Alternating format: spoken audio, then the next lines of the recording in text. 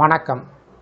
இந்த வீடியோவில் சற்று முன் அரசு ஊழியர்கள் ஓய்வூதியர்களுக்கு 10 அதிரடி முதல்வர் விஜய் அறிவிப்பு சார்ந்து தகவல்களை பார்ப்போம். இந்த வீடியோவை தொடர்ந்து பார்க்குறதுக்கு முன்னாடி நம்ம சேனலை இதுவரைக்கும் சப்ஸ்கிரைப் பண்ணாதவங்க சப்ஸ்கிரைப் பண்ணிக்கோங்க. தமிழ்நாடு முதலமைச்சராக பொறுப்பேற்ற ஜோசப் விஜய் அவர்கள் தற்போது வரை அரசு ஊழியர்கள் பயன்பெறக்கூடிய வகையில் 2 அறிவிப்பை வெளியிட்டிருந்தார். தமிழ்நாடு முதலமைச்சராக விஜய் அவர்கள் பொறுப்பேற்றவுடன் முதலாவதாக அரசு ஊழியர்களுக்கு முதல் அறிவிப்பாக 58% இருந்த அகவிலைப்படியை 60% உயர்த்தி அறிவித்தார்.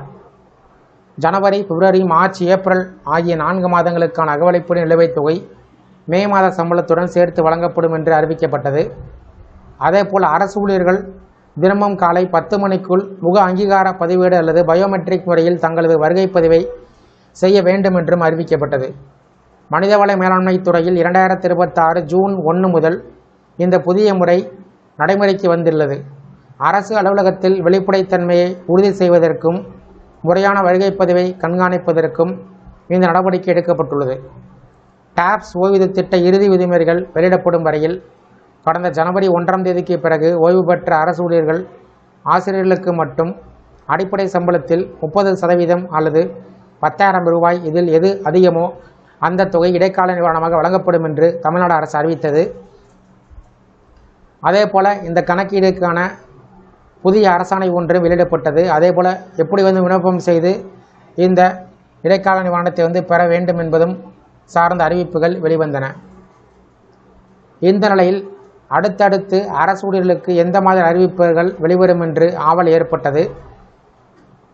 இதில் தவேக வெளியிட்ட தேர்தல் அறிக்கையில் உள்ள அறிவிப்பின் அடிப்படையில் அரசு ஊழியர்கள் மற்றும் ஆசிரியர்களுக்கு எந்த மாதிரி அறிவிப்புகள் வெளிவந்திருக்குது என்பது சார்ந்து பார்க்கலாம்.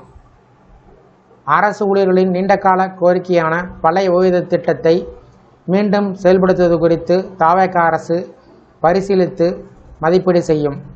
5 ஆண்டுகள் அல்லது அதற்கு மேல் பணியாற்றிய தற்காலிக ஆசிரியர்கள், செவிலியர்கள் மற்றும் பணியாளர்கள் அனைவரும் தவேக அரசால் பணி நிரந்தரம் செய்யப்படுவர். பதவி உயர்வில் ஊழல் ஒழிக்கப்படும். அரசு ஊழியர்களுக்கான இடமாற்றங்கள் முற்றிலும் வெளிப்படையான முறையில் காலவரையறைக்கு உட்பட்டு நடைபெறும். அரசு, போலீஸ் பணியாளர்கள், பள்ளி ஆசிரியர்கள், கல்லூரி பேராசிரியர்கள் உட்பட அரசு ஊழியர்களின் உரிமைகளை பாதுகாக்கவும் அவர்களின் நலன்களை உறுதிப்படுத்தவும் 5000 கோடி ரூபாய் ஒதுக்கீட்டுடன் அரசு ஊழியர் நலவாரியம் அமைக்கப்படும். ஒன்றிய அரசு அறிவித்தவுடன் அரசு ஊழியர்களுக்கு பயனளிக்கும் வகையில் 8வது ஊதியக் குழுவை மாநிலத்தில் உடனடியாக தவேக அரசு அமல்படுத்தும். காவலர் நலம் மற்றும் வேலை சீர்திருத்த சட்டம் கொண்டுவரப்பட்டு சுழற்சி முறையில் வார விடுமுறை அளிக்கப்படும். காவலர் சலவைப்படி 500 ரூபாயிலிருந்து 1000 ரூபாயாக உயர்த்தப்படும். சட்டம் ஒழுங்கை காக்கும் பணியில் துணிச்சலாக செயல்பட்டு உயிரிழக்கும் காவலர்களை கௌரவப்படுத்தும் வகையில் அவர்களின் குடும்பத்தினருக்கு 1 கோடி ரூபாய் கௌரவ ஊதியமாக வழங்கப்படும். காவலர்களின் அடிப்படை மாத ஊதியம் தற்போது உள்ள 18,200 ரூபாயிலிருந்து 25,000 ரூபாயாக உயர்த்தப்படும். மேலும் அதிக பணிச்சுமை உள்ள பிரிவில் பணியாற்றும் காவலர்களுக்கு மாதந்தோறும் கூடுதல் ஊக்கத்தொகையாக 1000 ரூபாய் வழங்கப்படும். தமிழகத்தில் விஐபிகளின் வீடுகளில் விதிமுறைகளுக்கு மாறாக ஆர்டலிகளாக காவலர்களை பணியமர்த்தும் முறை நிறுத்தப்படும். பெண் காவலர்கள் பந்தோபஸ்து பணியில் ஈடுபடுத்தப்படுவது நிறுத்தப்படும். அவர்கள் முன்கள காவலர்களாக பணியமர்த்தப்படுவது உறுதி செய்யப்படும்.